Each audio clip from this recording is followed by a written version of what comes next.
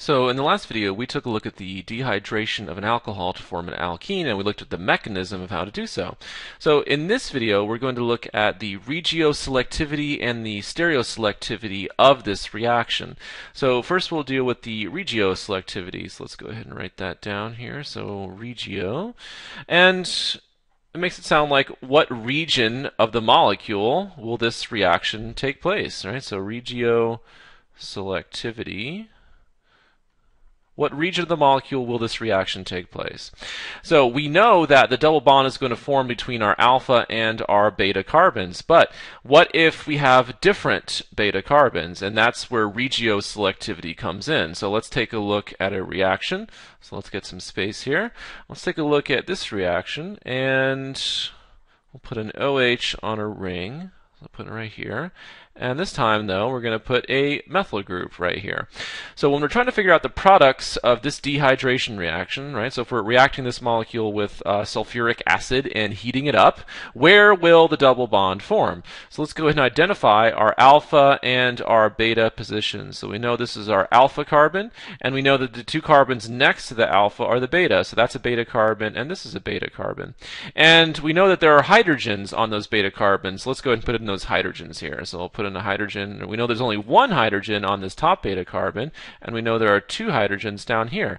So these are the hydrogens that could take part in our mechanism, which we studied in the last video. So let's call the top one beta 1. So that's beta 1, and our bottom carbon is beta 2. So we'll draw two different reactions here. So if we react this with sulfuric acid and heat, and we think about the product that would form using the hydrogen from the beta 1 position, so I'll make this the beta 1 position. I know that the double bond forms between my alpha and my beta carbons, so I can go ahead and draw the products. I can go ahead and draw this product, and my methyl group is right here. I know the OH is going to leave in the mechanism, and I'm going to form a double bond between my alpha and my beta carbon. So that's one possible product, one possible region where the reaction takes place. Let's look at what would happen if the reaction proceeded via the beta 2 carbon. So the beta 2 carbon, I'm going to form the double bond between the alpha and the beta. So let's go ahead and draw the product. All right, so let's draw the product this time. So here is my methyl group. The OH is going to go away when it leaves as water, and my double bond is going to form between my alpha and my beta carbon like that. So here I have two different products for this reaction. And the question is, which one of these two will be the major product? So this reaction is regioselective. Let's take a look at the degrees of substitution for our product. So if I look at this top example, and I look at the two carbons, right, the two carbons of my double bond, and I think about how substituted is that molecule. Well, there are three things attached to that double bond, and then this is a hydrogen right here. So that makes it a little bit more obvious that this is a tri-substituted alkene, right? This is tri-substituted alkene. And if I look at this alkene product down here, and I look at the double bond, right? So these are my two carbons on my double bond. Well, there's a hydrogen here, and then there's a hydrogen here. So this alkene is actually only di-substituted. So I have a tri-substituted alkene versus a di-substituted alkene. And in one of our earlier videos, we talked about the fact that a tri-substituted alkene is the more stable one. So this is the more stable product. Since it's more stable, it makes sense that a higher percentage of your product will be the tri-substituted. So it's about 85%. So if you go ahead and put about 85% of your product is going to be your tri-substituted alkene, and only approximately 15% is going to be your di-substituted alkene. So this reaction is regioselective. Your more stable alkene, your more stable product is called your Zaitsev product, or Zaitsev. So I'll go ahead and write that. So here we have, this is our Zaitsev product. Okay, so this is the one that's going to form most of the time. All right, let's do another example where we're trying to predict the major product using regioselectivity. So let's start again with our alcohol. So let's go ahead and draw an alcohol here, and Same reaction, right? Dehydration of alcohols to form alkenes. So we're going to react it with sulfuric acid and heat it up. And once again, your steps are to determine your alpha carbon. This is my alpha carbon, the one that's bonded to my OH. And then how many beta carbons do I have in this example? Well, this is a beta carbon right here, so I'll make that beta 1. This is a beta carbon, so I'll make that beta 2. This is a beta carbon, so I'll make that beta 3. So let's do all three possibilities and take a look and see what we have for our products. So beta 1, I know the double bond is going to form between my alpha and my beta carbon. So let's go ahead and draw the alkene that we would predict. All right, so my double bond is going to form between my alpha and my beta carbon. So my double bond is going to form there when the OH leaves as water. So that's one possible product. Let's go ahead and draw what would happen using the B2, using a proton off of the B2 carbon, so the B2 way. Once again, the double bond is going to form between the alpha and the beta carbon. So if I go ahead and draw out my carbon skeleton here, that's my carbon skeleton. The double bond forms between my alpha and my beta carbon. So this time it's right here. So my double bond is right there.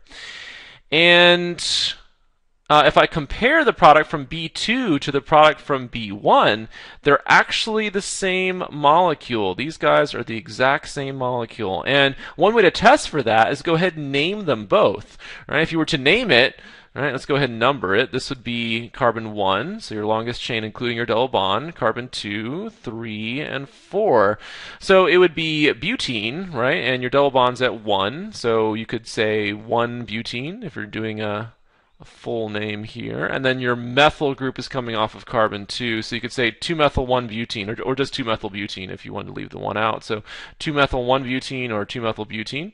And if you go ahead and name the molecule up here, right, this would be carbon 1, this would be carbon 2, this would be carbon 3, this would be carbon 4. Hopefully it's obvious that is also 2-methyl-1-butene there. So whenever you're unsure, go ahead and name it, and that'll be the way to figure out that these two are the exact same molecule. So that's really only one possible product we've gotten so far. So now let's look at the B3 possibility. So if we go ahead and draw the product that would result if one of the B3 hydrogens participates in the reaction. So again, our carbon skeleton is going to look like this. And this time our double bond is going to form between the alpha carbon and the B3 carbon. So it's going to form over in here like that.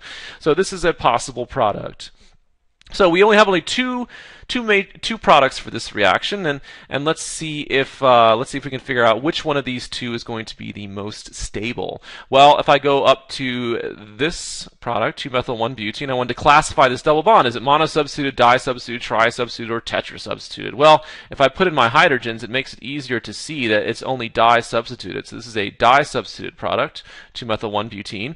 If I look down here at this double bond, I can see that there are three things attached across the double bond, and then this is a hydrogen right here like that. So this example is actually trisubstituted. And we know that the more substituted product is the more stable one. So approximately 90% is going to be your trisubstituted, and only approximately 10% is going to be your disubstituted. So let's do one more thing. Let's talk about stereoselectivity real fast. So we just did regioselectivity. What region of the molecule takes part in the reaction? Let's do stereoselectivity. So what stereoisomer is formed? So stereoselectivity. So what stereoisomer is formed? So let's look at this reaction. So this alcohol right here, again, a dehydration reaction.